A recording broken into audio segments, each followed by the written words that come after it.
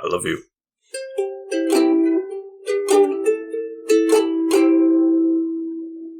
Welcome back to the Couch Potatoes. Plenty of room, big old couch. Come on, sit down. I'm the Green Traveler from Gorsh.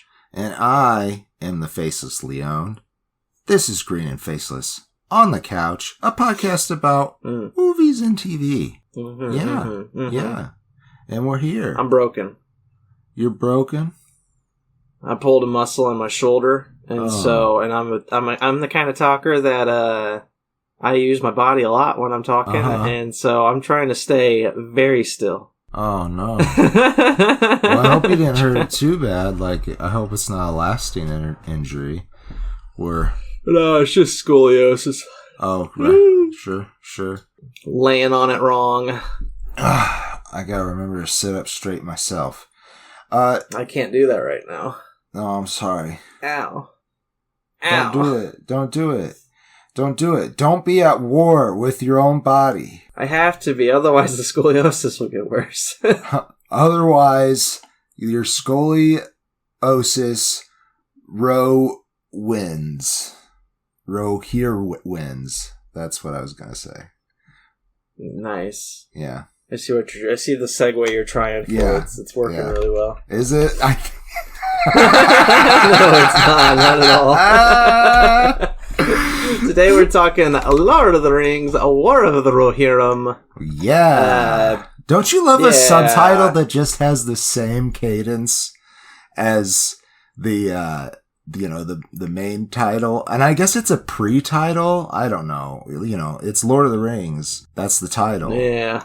And then the subtitle. It's just yet another story taken from a story that, the poor guy never wrote. But, it's fine. Let's keep it going. I will say up front that I enjoyed it. I enjoyed it. I just don't want to see Lord of the Rings become the next Star Wars or Marvel Cinematic Universe. I don't want that. But he did write a lot. Like, if they do what he wrote... but Christopher doesn't... They can't. Yeah, Christopher doesn't like that. It's really dumb. I'll get it out of the way up front. So, War of the Rohirrim, it's a story taking place in Middle-earth, of course, but we'll get into the synopsis later, but it takes place 200 years before Bilbo ever found the ring. So it's in that mystery period, saved solely for the appendices of the Lord of the Rings books. Mm-hmm. And so this just joins the Power of the Ring, or whatever they're called, the Rings of Power TV show. Sure. And the new remake movies that they're trying to make. They're just oversaturating a franchise that doesn't need it. We had 3 amazing movies that are absolute cinematic perfection. They were really good. And they were really good. That's understating it. I agree. I did want a Hobbit movie, but that's the key word in that sentence is A. Yeah. It could have been fine. A Hobbit movie could have been fine. There is a pretty good Hobbit movie already from like the 70s, so. Oh, you talking the Russian one from back in the day? Is it Russian? No. I'm just kidding. There's like a Russian, I think it's like a Russian Lord of the Rings. That's hilarious. But yeah, no. Okay. No, that's not the one I want. This isn't it. Nope, never mind. I'm looking at it. This is definitely it.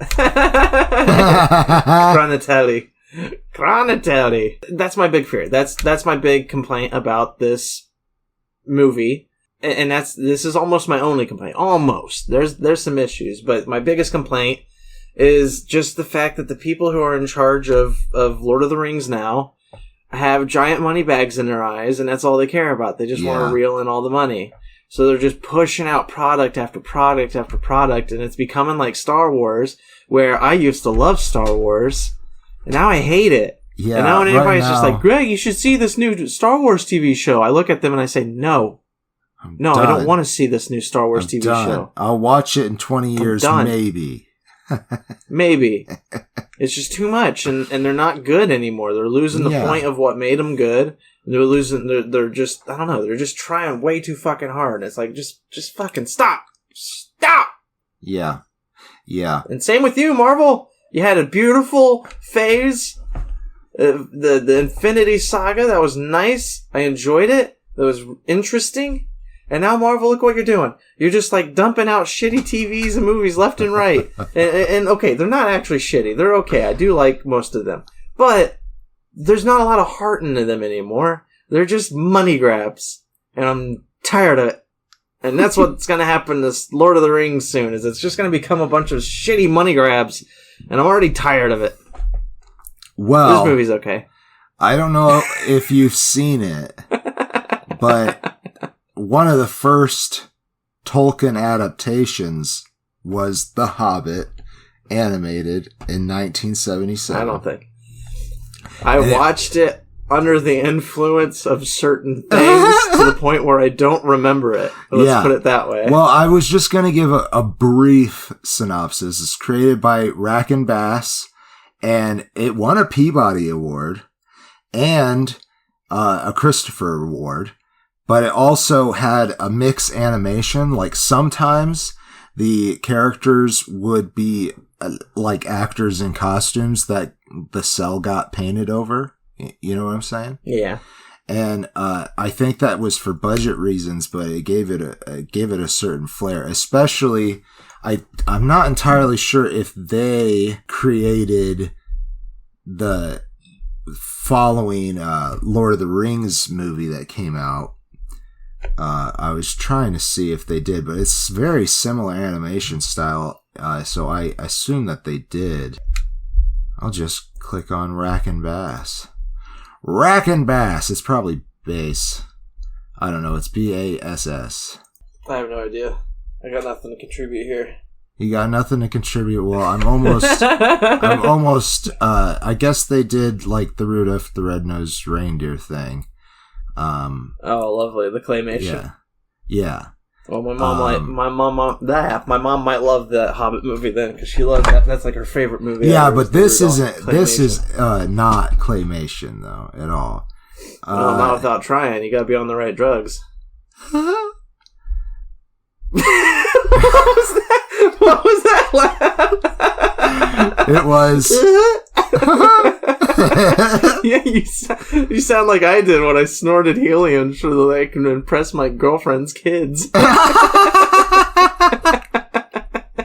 Oh yeah, that's a great influence, Greg.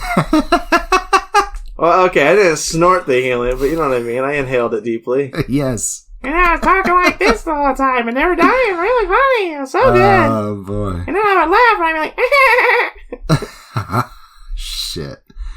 Okay, so The Hobbit, for sure they did. They did a Return of the King, but it was different animation for that one. So maybe they did their Lord of the Rings movie before. Well, I don't know. It's very odd to do The Hobbit and then the Return of the King. Don't you think? Dude, I don't know anymore. Producers don't care. Just as long as they can get money out of it, that's all they care about. Unless they just considered the entirety of the Lord of the Rings as the Return of the King, which, you know, it's kind of fair. It's all one big book. Maybe they couldn't get the rights of calling it the Lord of the Rings, so they were just like, we'll just call it the Return of the King. Be good about it. Well, no, I just watched this movie like a week ago, but I guess we can move on. But I thought it was the same maker, but for some reason it's not on their filmography, so maybe not. Same maker as this one? As the War of the Rohirrim? No. As A Hobbit. I'm sorry. Oh, gotcha. Yeah. But I can't find it, so it's okay. We can move on. I'm done now. Fabulous. Okay. The War of the Rohirrim centers around Hera Helm. Whatever. No. I don't remember their last Daughter name. of Helm. I don't know if they have a last name. Daughter of Helm Hammerhand. It's House of Helm. He of the Helm's Deep and Rohan. If you've watched the LOTR trilogy. They actually explain why it gets named that in the course of the film. Yeah, well, they explain specifically why he gets named Helm Hammerhand, and then I was surprised that Helm's Deep gets named after her. I didn't know that. That's pretty cool. Helm's Deep gets named after Hera? After Hera, yeah. That was near the end. Yeah. Well, but yeah, he, Helm Hammerhand is... It was named after Helm. No, named after her for whatever reason. I can't remember. Huh. Because of her handling of the siege, I think, or whatever. I don't fucking know. Maybe I heard it wrong. But anyways, yeah, she is a wild and free spirit. She's got an awesome horse. She rides around. It's pretty cool. Very Studio Ghibli-esque. But yeah, it is. I do like the animation quite a bit. It's very beautiful. Yeah, it reminds me of some of Hayao Miyazaki's better films. Speaking of which, this is directed by Kenji Kamiyama. So great job by him. He did a great animation here. There were other animators involved, of course, but he was the director, so I'm giving him the credit. So come at me in the comments. Hera, the free wild spirit that she is, she's gonna get married off. Helm Hammerhand wants to marry her off, and along comes, what's his fucking name? Freka. Wolf's daddy. Freka, that's right. Yep. Yeah, Freka comes along. Well, where's Freka from? What is his... Freka is a Dunlandian from... Dunlending. Dunlending is something like that. But there is this over-kingship that Helm has. Like, he is the king of the Rohirrim, I guess. Yeah. But he is also king of the Rohan men, or whatever they're called. And the entirety of Rohan. Yes. And then he has I don't know if they called them Eldermen, but Aldermen are what the Anglo-Saxons did. Well, that's kind of what became the lords and stuff. In modern day speak, you would say that Helm is the president and Freka is the governor. Right. But yeah, I think that's a good estimation, but before the Civil War. Oh, yeah. No, you're putting a more accurate metaphor to it. Yes. Just for the kids today who are like, what in the fuck? But no, the Governor Freka, if you will, Alderman Freka, he shows up and he's like, yo, Helm, I want my son Wolf to marry your daughter Hera. That's and right. Helm says, fuck off.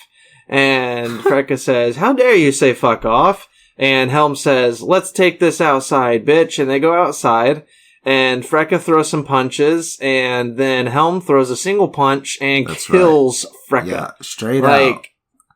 Yeah. Goddamn. And that's why he gets called Hammerhand. Helm Hammerhand is played by Brian Cox, by the way. That's right, yeah. That's the one name that I really recognize from the cast, but Hera is played by Gaia Weiss, and I discovered that Gaia is the daughter of Emma Thompson. Oh! And they're doing a project together, I guess, called The Fisher Woman. Yeah, it's upcoming. Fascinating. So, and Wolf, since we've mentioned Wolf, he is Luke Pasqualino. Thank you. Yeah. And, that's really all we got. So there's a lot more. Yeah, of course. But they're But that's what kicks off the war. Yeah. So in between, right before that, we do get a glimpse that there is a past between Hera and Wolf, and that they were very smitten when they were younger. In fact, but there was they also did a lot of sparring together. Hera gave a scar over Wolf's eye that he still carries into adulthood, and he still wants to marry her, but I guess he's been aloof ever since then. So, she hasn't ever since his daddy died? Well, no. I mean, since the childhood ever accident. Since he got the scar. Yeah. Since he got the scar. Gotcha. Yeah. So she's like, I don't want to marry anybody, even though she's a free spirit, baby. Yeah. Can't lock her down. Wolf is mad about that, but he also gets real mad that his dad died. I don't understand even why, though his dad was accepted the challenge, and B was killed by a single blow. Indirectly challenging the king. And yeah, killed by a single blow. Like, what? Like, what a pussy! No. Just kidding. No, like, he definitely seemed like he was tough and shit, but like, he just hit him in the jaw just right and snapped his neck. Yeah, what can you do? It's just a chance shot, and in fact, he's like, I love Brian's interpretation of, the lines. He's like, yeah, get up. You gotta be kidding me. I just he's so shocked. Yeah. He's like, you all saw this. I only hit him once. yeah, you all saw. And everybody's like, yeah, dude, we fucking saw it. You only hit him once. It's like, damn. I was just trying to like settle this, like, man, not kill him, like. Jesus. Yeah. My God. But yeah, this makes Wolf vow revenge. He's very much, he disappears for like 5 years. Well, he gets exiled. Lan doesn't hear from him at all. Because he tried to kill the king. Well, he gets exiled, but he also just disappears because she tried to find him. Hera tried to go looking for him. Couldn't reach him, couldn't get a response from him at all about everything. And then he comes back and he's like, I'm killing everybody. Yep. And he's got all these, that's like, the war. Yeah, he basically gathered the wildlings, the Lord of the Rings version of the wildlings. And and also the Dunlandians, of course. But yeah, that it's a big war, pretty crazy, man, and it's pretty great. It really plays out like Shakespeare, like the writer. I think kind of mixed Tolkienism and Shakespeare a bit, and I think he did it really well because. Yeah, speaking of, we have 4 writers with this one, so it's like one of those where it's hard to figure out who to give the most credit to without researching. But I would assume Jeffrey Addis and Will Matthews had the biggest impacts on it. It's their story, at least. Gotcha. But you also had Phoebe Gittins and Artie Papa Giorgio. Yeah, I like Papa Giorgio. That's pretty great. Yeah, it's a pretty good name. Pretty awesome. But yeah, I think they did a good job with the story. I agree with you. It definitely feels very Studio Ghibli Shakespeare mixed. Yeah. I really enjoyed the story. I really enjoyed the artwork. There is a lot of... it's a 2-hour and 14-minute film. So it's a very long anime. It's one of those where even though I enjoy it, there's definite moments that are very fascinating but could be cut. Sure. It's like things that don't really bring much to the story. For instance, early on, there's a moment where Hera leads a giant... They're not mammoths. They're called... Mumakil. Mumakil. Mumakil? Well, that's the tribe, I guess. The tribe is called Mumakil. When you look at the one specific animal, it's a mumak. A mumak. Or somewhere along those lines. But there's this mumak that's rabid, goes wild, and you get this moment where Hera leads it into the forest, where a giant, the Watcher, they're called the Watchers in the water, but it's a giant squid. You see them in the Fellowship of the Ring. It's in the lake, and it attacks them. Yeah, that attacks the mumak and, just fucking devours it. And it's an amazing sequence. I absolutely love that entire sequence. What does it add to the film? Not much. Anime awesomeness. It adds anime awesome. That's for damn sure. That's for damn sure. A mumak? But, yeah, I guess you're right. Mumak. I just wanted to find it. I don't know if you had found it earlier. It's one of those things that, yes, it's really awesome, and it kind of shows her ingenuity. But they've already showed her ingenuity. They've already showed how good of a fighter she is, how smart she is, how free-spirited she is. So it's kind of just like, yeah, it's cool, but how much did you spend on this sequence that could have gone to the voice actors, maybe? Did you spend $5 million on this animated sequence that you could have divided up and, made the story maybe a little stronger in parts? Maybe made the voice acting a little more appreciated? The voice acting is amazing. I'm not attacking the voice acting. I'm just saying, I don't know, from the budget standpoint, it doesn't really how much add went into to the like plot. That. I agree with that. Yeah. But I'm not so sure that I agree with taking the money like away from the animation because maybe just that scene because I thought it was cool. But that's beside the point. Yeah, I agree. I guess I'm just saying, like, if you're not going to do that scene, if it doesn't add, like, all it really adds, the only thing it does is separate her from the Rohans. Yes. Or the Rohirrim, that is, so that she can be kidnapped, and then, you know, and then shit happens from there. But she could be kidnapped any fucking way. She could just be riding her horse and somebody comes up upon her and she puts up a fight or something. Like, I don't know. It was one of those moments where I was like blown away watching it, but once it was done, I was like, what was the point of that sequence? What did this add? Yeah, I understand what you're saying. I think if it adds anything, it's two things. One is that it's, kind of solidifies it in the, Lord of the Rings world, a little bit more because it brings in that's fair the lore of these two creatures. And I know this is not my second thing. This is a tangent. I know that the animators were just like, it would be so cool to have one of these elephants fight this squid thing. Man, I always just wanted to see an elephant get devoured by a giant squid. The second thing, though, I think is it kind of ties into Tolkien's whole thing and is very myth-like, his storytelling. It's very, it's written in a way that lingers in places because that's how old myths did things. Yeah, and fair. How old epics did things anyways. Like, you know, how many times and how many ways did Odysseus get stranded on an island? You know what I'm saying? That's true. That's very true. It's just like one of Hercules' trials. We'll find out in Christopher Nolan's new movie. yeah. I do want to see that, though.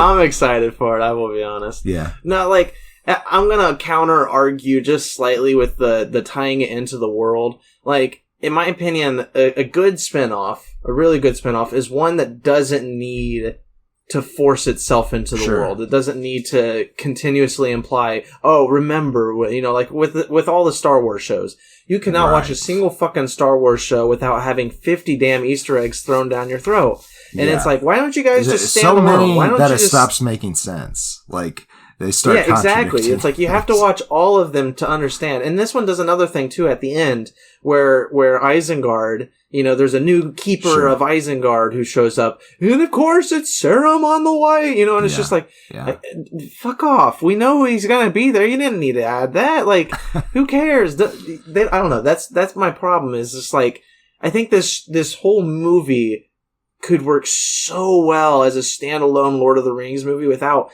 needing to tie itself in. You know, it's like there's moments where you see orcs. That's fine. That makes total sense. Like, because, you know, they're implying little bits and pieces of the future. It ties into how Hera connects to the overarching tale. Like, but they don't focus on it. Those are just like mini moments, tiny scenes.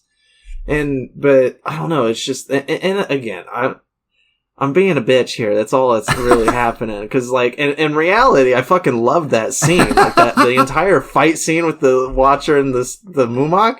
I was fucking thrilled. Like, that was amazing sequence. But it's just that one, you know, that's my problem, is they're trying to oversaturate this universe. And I'm like, no, just, if you're gonna do these stories, don't continuously throw in all these tidbits and Easter eggs. Just tell the damn story. Just have fun. You know, just go with it. I mean, of course, I say just have fun. They had fucking fun making that scene. That's what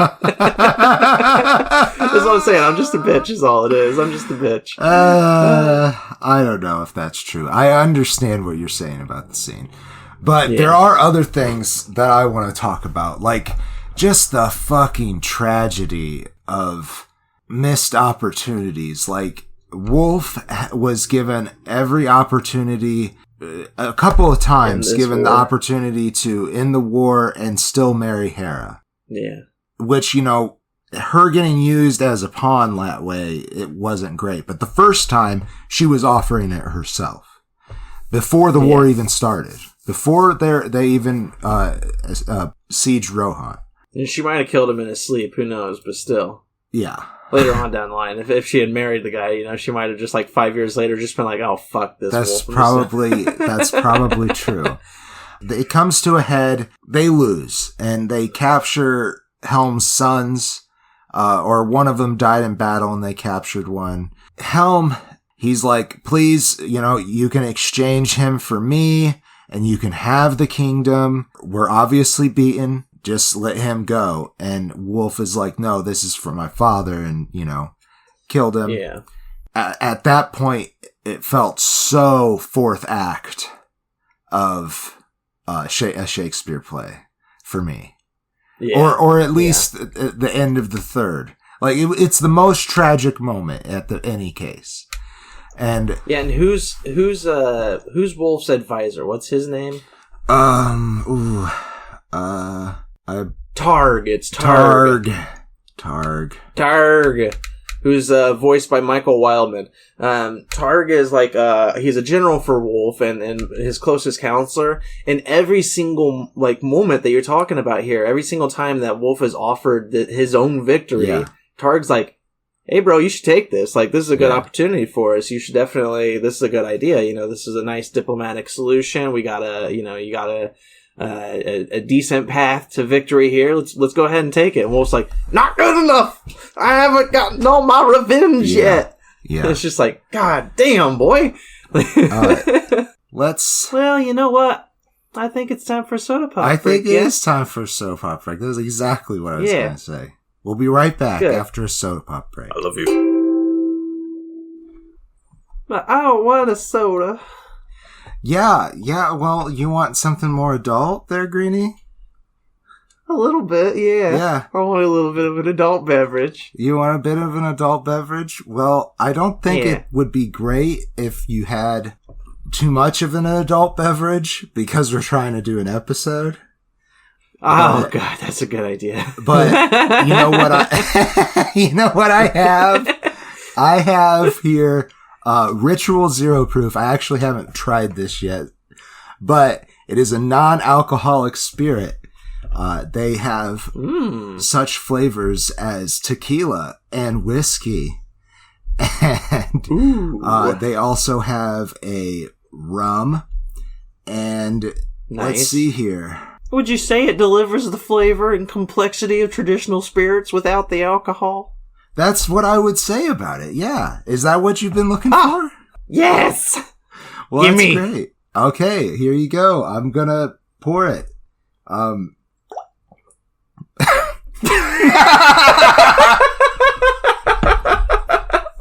That sounded beautiful. Oh my god. It's not that solid. No. If you don't freeze it, I don't know how this actually acts in the freezer. But if you at home, Couch Potato, are interested in a zero proof beverage, that really simulates the taste of an alcoholic beverage, I think this could be nice for people who are trying to quit, and for people who like me who like the taste. I like the taste. I don't really care for being drunk though. Same. So if you're getting a little tipsy, but no, yeah, a little bit is nice, but it's really hard to maintain that point for me without getting a major headache. Yeah. I mean, if you just want to drink the whole bottle without getting drunk, just drink the whole. It'd be a little expensive, but you wouldn't get a hangover.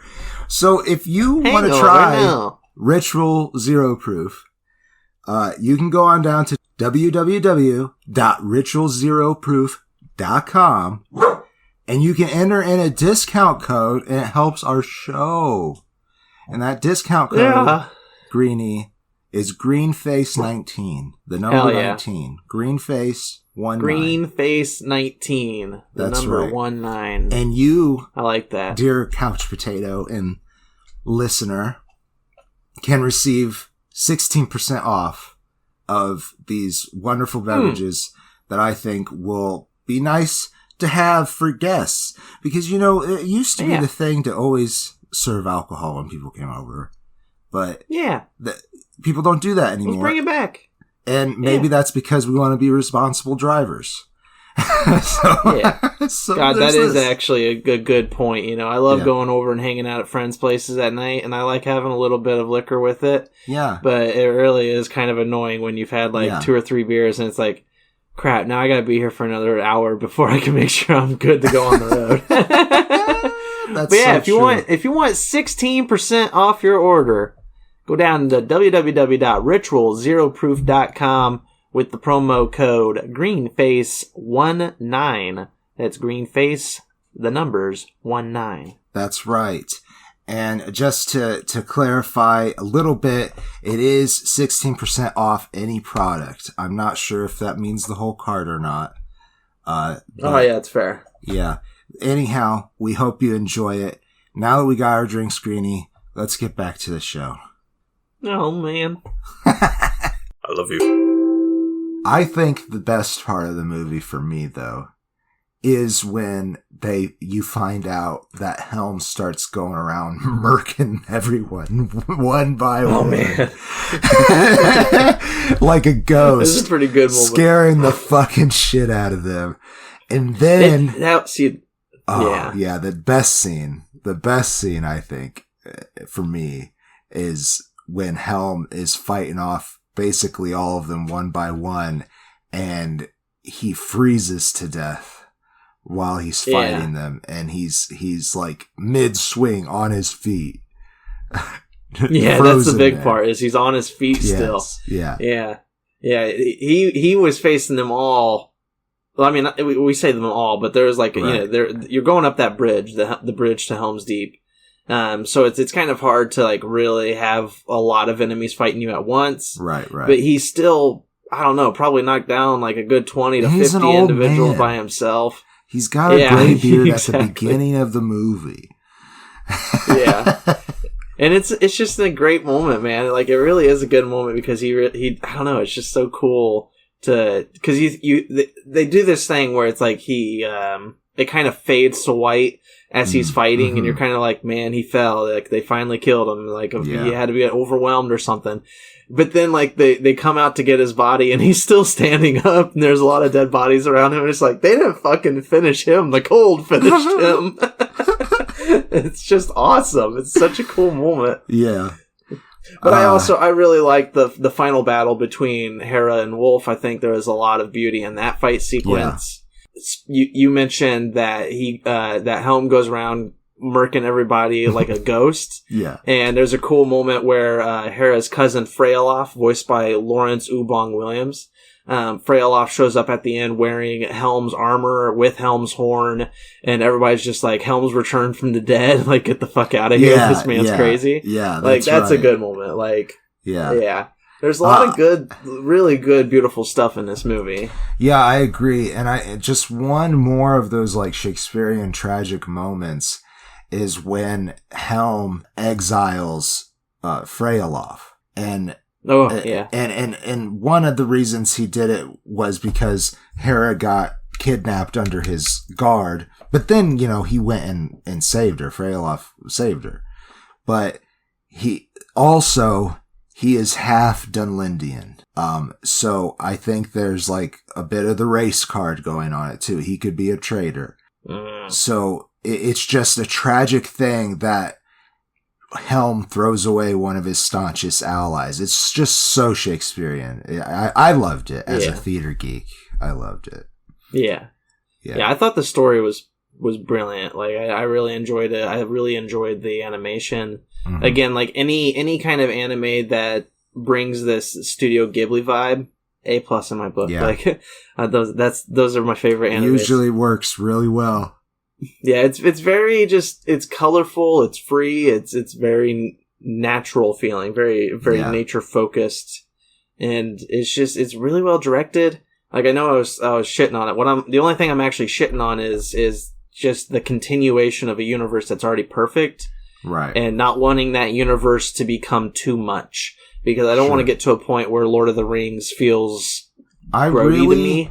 if they keep on doing it, I really want them to acknowledge that it's not a part of the same universe. It's like, this is just in this setting with these characters, but that's it. And in 20 years, they're going to be able to do whatever the hell they want with it. Good God. Have mercy on us all. Yeah. Jeez. But no, I really, really enjoyed it. It was a nice, I've been struggling with watching the movies this year because it's just, there's a lot of new in my life. So it's kind of, a lot of the rut of the old days is kind of hard to return to. And sadly, watching movies is part of that rut. Where it's like, I'll sit down and be like, oh God, now I gotta watch something for 2 hours when all I want to do is read my book or play a video game or something new, something that's not what I've been doing for the last 6 years. Right. But this movie was so much fun to watch. This was like sitting down and like returning to, and like I even had a moment where I was talking to a friend and I was talking about the original Lord of the Rings trilogy. And I was just like, oh yeah, you should watch War of the Rohirrim. It kind of like just vibes with that, it's like a nice little spin-off. So yeah, I'm giving it 4 stars out of 5. Like it's a lot of fun. But really what makes it for me is the fucking animation. Like it's so beautiful to watch. Like such a good looking film. I agree on all the marks about the animation. That's fantastic. I'm pretty much a sucker for deep fantasy like this. If it's done well. Like, obviously there's shit deep fantasy, but I still watch it. This film, I think, like, encapsulates the feel that Peter Jackson threw on the films of the original trilogy. It adds a lot more of that Shakespeare feel that is in Lord of the Rings, but isn't necessarily what Peter Jackson was going for. So I think it kind of makes it different enough that it also stands on its own. But you kind of need to know Lord of the Rings, I think, to enjoy it. At the very least, because of its length. Like, it is rather long for an animated movie. I agree with you that maybe there were some places to trim, but I enjoyed all of it, so that would be hard for me to say where to trim it. So I'm going to say I give it a face and a half, and I really enjoyed it. Definitely, I think my favorite thing I watched from 2024, and I don't remember what I said I liked the best at our episode. Man, that really reminds me though of the fact that like just this past week or so there was the Oscars that happened. Yeah, and I was not at all interested. And when I look up the winners afterwards, I was like, "What in the fuck are these movies?" Like, I felt like I watched a lot last year, but then I was seeing all the movies that were like at the awards, and I'm just like, man, like, am I really this out of touch anymore? Like, what happened to me? It's just sad, man. But no, I can agree. I think it would have been if not the top 5, it would have easily been in my top 10 of last year that I watched. Like, I don't know exactly where I would rank it, but I would feel like it would be up in the top 5, but who freaking knows? Yeah. It just came out on streaming, and on Max. So if you want to catch it, it's there. Another thing I wanted to commend this movie for, because it is Tolkien, and Hollywood, but also anime, they did work with the United States, Japan, and New Zealand, which we all know is Middle Earth. Ah, good. Yeah. Very good. Very good. No, that's been the show, really. Yes, yeah, I think so, yeah. Please go down to patreon.com/greenandfaceless. Show your support if you enjoyed what you've heard here. If you don't have money and you don't want to subscribe to our Patreon, that's totally fine. Just like, comment, and subscribe to whatever the freak you're watching this on. We love you all, man. Women. Potatoes. Yeah, everyone. There's one man. We love you all, man. Okay. Yeah, that's the show. That's my show. My show? What in the hell? I said that's been the show. My back hurts. Oh, you said mine. No. You did. Yeah. You said that's the show, and I said that's my show, and then I said what? No, I was trying to say my back hurts. I'm sorry. I need to take more ibuprofen. It's okay. It's not your fault. Okay. I'm the Green Traveler from Gore. And I am the Faceless Leon. Safe travels and good night. Green and Faceless on the Couch is a proud production of FictionWorks 19. Are you a fan of the show?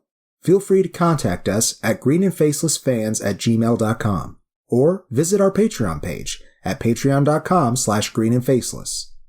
Don't forget to comment, like, and subscribe, or rate us on Apple Podcasts. Thank you so much for listening.